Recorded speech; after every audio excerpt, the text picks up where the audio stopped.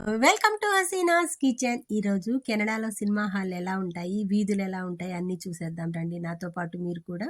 మనకు trunk road, Gandhi road అలాగుంటాయో అలా ఒక పేరు ఉంటుందండి. దీనికి కూడా గిల్ఫోర్డ్ సెంటర్ అని ఇక్కడ అన్ని ఈ పేరు మీదే జరుగుతూ ఉంటాయి అన్నమాట. ఇక్కడ సినిమా హాల్లు ప్రసిద్ధి. అట్లా కొన్ని షాపింగ్ మాల్స్ ఉన్నాయి. అలా ఈ వీధులన్నీ ఇలా ఎటు చూసినా నేచర్ బాగుంటుంది కదా, అలాగే ఇది కూడా చక్కగా ఉంది. ఇది ల్యాండ్ మార్క్ అనే సినిమా హాల్ అన్నమాట. దీంట్లో 10 స్క్రీన్స్ దాకా ఉంటాయి. లోపలికి వెళ్ళి చూద్దాం పదండి ఎలా ఉందో.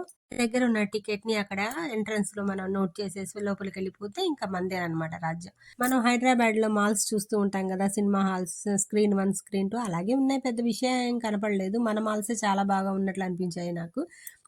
కూల్ డ్రింక్స్ అవి ఏంటంటే మనమే వెళ్ళి ఒక కాయిన్ వేసుకోవడం, తీసుకోవడం అలా ఉంది. ఇక్కడ కొత్తగా రిలీజ్ అయ్యేటటువంటి సినిమాల గురించి అట్లా బోర్డింగ్స్ ఉన్నాయి. మనం చూడబోయే సినిమా 9th స్క్రీన్ లో ఉంది కాబట్టి ఇదనమాట. ఇక్కడ 10, 9 పక్క పక్కనే ఉన్నాయి. ఈ కౌంటర్ అనమాట. ఈ కౌంటర్ లో క్యూ ఉంది ఏందనుకుంటున్నారా, ఇక్కడ పాప్కార్న్ కొనడానికి నా కొడుకు క్యూలో నిలబడ్డాడు. కొనేయడం $12 తీసుకొని ఒక బకెట్ ఇచ్చాడండి. నాకు డాలర్లు కనపడుతున్నాయి, వాడికి నా కొడుకు ఏమో ఎంజాయ్మెంట్ కనపడుతుంది తల్లితో. ఓకే, కొన్నిసార్లు తప్పవు కదా. చూడండి ఎట్లా నవ్వుకుంటూ వెళ్తున్నాడో, బాబోయ్ అన్నానని. ఇది 9th స్క్రీన్. లోపలికి వెళ్ళి చూద్దాం పదండి ఎలా ఉందో. అంతా చిమ్మ చీకటిగా ఉంది, గృహలో ప్రవేశిస్తున్నట్లుగా ఉంది కదా. ఇలాగే ఉందండి. సినిమా హాల్లో పెద్ద పెద్ద లైట్లు అలా ఏమి వేసలేవు.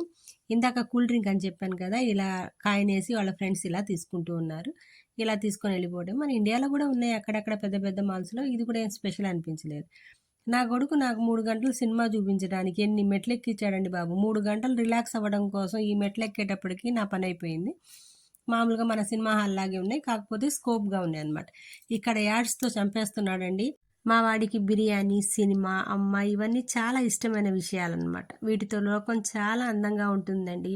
మీకు చెప్పాను కదా, రోజు ఒక కొత్త అధ్యాయమే ఉంటుంది. అమ్మయ్య, సినిమా స్టార్ట్ అయిందండి. ఇక నేను సినిమా చూడాలి. Bye. Thank you for watching.